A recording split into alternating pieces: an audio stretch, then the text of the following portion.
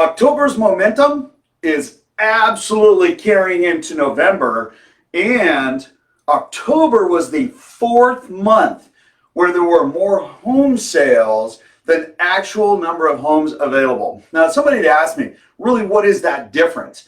Well, at the end of each month, we have a total number of homes inventory that is available, and we have sold more than the number of sales is greater than the number of homes that were available. Unlike last year, where we would have almost 2 times the inventory to the number of homes sold. So it is a massive shift in our market. So with that, my name is George Moorhead with Bentley Properties. We're going to go over all of the market details and take you through really what is happening and what to expect.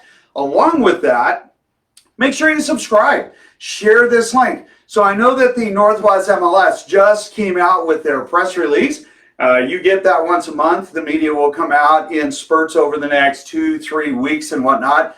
But you get this in real time. Every single week, you get the numbers in real time so that you can make the best business decision, so you can move dynamically with the market. So subscribe, share the link, and make sure that if you know of somebody that is looking at buying or selling, make sure they get this video, because it will help them really decide, hey, is now the best time? Hey, what should I be doing as a buyer or as a seller?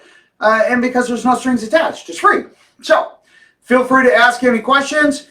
Ring the, I guess there's a little bell thing. You can click on that. That way you're alerted when these market updates happen, along with seasonal updates, heating. If you're looking at new construction and doing drafting and whatnot, you'll get updated as these come along, so that, again, it is great information for you. So with that, hey, let's hit our market stats real quick. First, we're going to do a little bit different today. So because it's early in the month, we're not going to take a look at month over month, because, well, that seems a little, it's just not long enough in the saddle. About mid-month we'll do that. But let's take a look at October of 2019 and October of 2020. Let's take a look at that, and then we'll take a look at year over year so we can see how that translates forward. Because this is an amazing number when we talk about momentum of the market.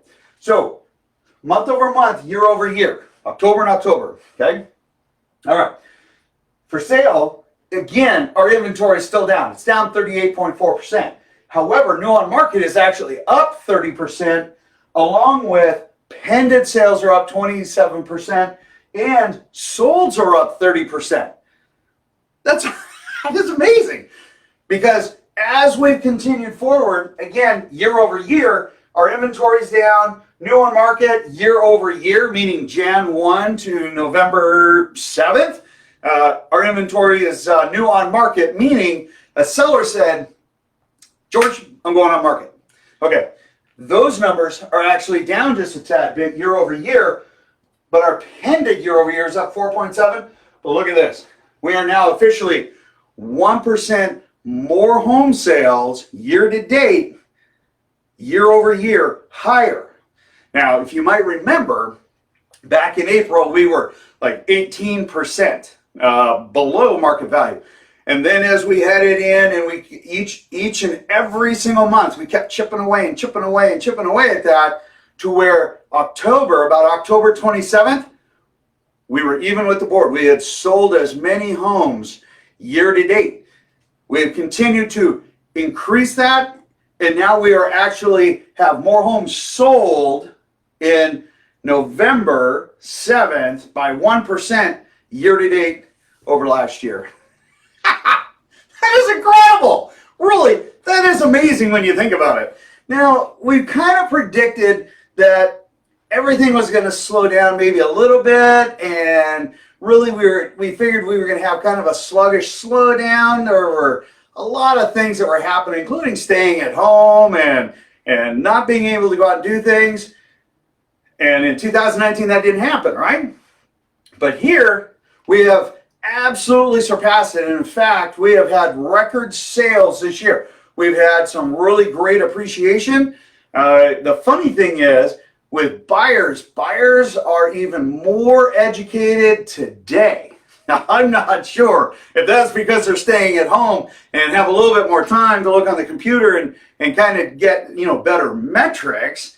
But I will say that buyers today are incredibly smart, and making sure that if you are a seller, making sure that your home is priced correctly. Don't overprice it. Guaranteed buyers are going to say no. But if it's correctly priced, you are going to be successful. Based on the statistics, technically, you have a 100% chance of selling your home today than you did a year ago. A year ago, you only had 60, I think it was 62%. Today, you have 100% as long as you are priced correctly. Note the word correctly.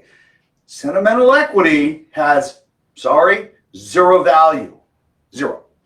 That means I know you lived in it. I know you may have raised your family in it. You may have done some personal updates that you think is just amazing, but Pepto-Bismol pink is not everybody's favorite color. Okay, just as an example, it's a little extreme, but still we see it. Understand, sentimental equity has a zero value. The market is very clear of what they say yes to and very clear what they say no to. So do not overprice your home. Make sure that you are maintaining your price integrity, because again, that is also your first impression, always. And we all know what first impressions are, right? Because there's no second chance for a first impression. Right on. Okay, so as we look at this, our momentum is continuing, and our number of homes for sale, even though we're seeing a mild bump month over month, we are seeing a little bit of a pullback. Totally normal, not uncommon. But there are still a lot of sellers that, in conversations that we're having, that are saying, hey, you know what? I think now is that time. Come next year, taxes are going to change. Excise taxes excise taxes already changed, but capital gains will change. Things like this that are going to impact your investment. So a lot of folks are making a move today. All right. When we talk about the last 7 days, last 7 days is really important because it gives you a real picture of kind of dynamic flow. So we had 1,022 homes coming on market. All right. That means, again, a seller has said in the last 7 days, raises their hand and said, George, I'm selling my house. And I'm like, right on. We need more of you. In Pendon, 1,853 homes came off market. Okay, well, so we're already beating down this number. Then when we take a look at the number of solds, and remember, the difference between a pendant and a sold, a pendant is where we have a buyer and a seller with mutual acceptance, meaning they agree on terms, but there are still some contingencies to remove in a final closing process. Sold means that not only did they have that conclusion of contractual agreement, but it closed. Okay? So when the tire hits the pavement, we have a new owner. That is a very solid transaction. How's that? All right. So we had 1,580 homes that closed. That is important because as we look at it, we are still beating down the number of homes that are coming on market, meaning that we're still continuing to draw down the market. That is going to be very important for any seller out there, because here's your logic hammer. Okay? Hang on. Let me think about this. I have a, priced right, a 100% chance of selling my house. There's limited inventory. There's a huge pent-up demand for buyers. Interest rates are a major driver today. Why, if I am considering selling my home, would I not be making that move today? That's only for you to answer.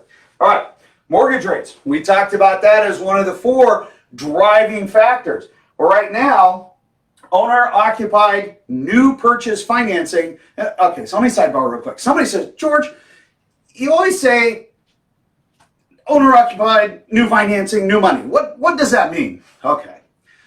A new purchase gets a better interest rate than a refinance. A refinance, they have what we call an add-on. All right? It's not new money to them. And they incentivize new money. And that's why they get a better rate. So you might say, hey, Mr. Lender, George told me today that par pricing meaning no fees, or no points I should say, is at 2.875. How come you're quoting me at 3.125? And I'll say, well, you're doing a refinance. Well, if you actually pull money out of your home, which is a common practice also, whether it's to mitigate, car payment or debt or to purchase an investment property, whatever that might be, there's an additional add-on, okay? Because remember, rates are based on risk. All right, so getting back to case in point. Today, 2.875 is par pricing for new money, new mortgages, which is crazy. Because remember, 2 weeks ago, we were at 3%. So like the stock market, it goes up and down, depending on what's going on. Not like we would have an election item going on that's creating some volatility, right? All right, non-owner occupied, still, this baffles me. 3.5%. I remember when owner occupied, well, I don't remember, it wasn't even that long ago. Owner occupied, if you got a 3.5 rate for new money, for a new mortgage, that was considered amazing. Oh my gosh, I got 3.5%. Some people were buying that rate down. That's non-owner occupied. So if you're actually considering an investment, there you go. No better time to consider it. The takeaway is, well, the takeaways is inventory, which is the same problem with other buyers, that you are paying par pricing. You're paying market price. And with rentals like a duplex, a triplex, and a fourplex, even those, what we call a cap rate is a snapshot of kind of how the building performs, as long as the numbers are put in correctly, gives you an idea. So in some areas, like down south, you'll see like a 5.5 to 6.5% cap rate. That is the actual rate of return. Again, it's not a good number to use, but it gives you a snapshot of, hey, should I look further? Whereas on the east side, you're looking at 3.5, 3.75 cap rates or rate of return based on an investment.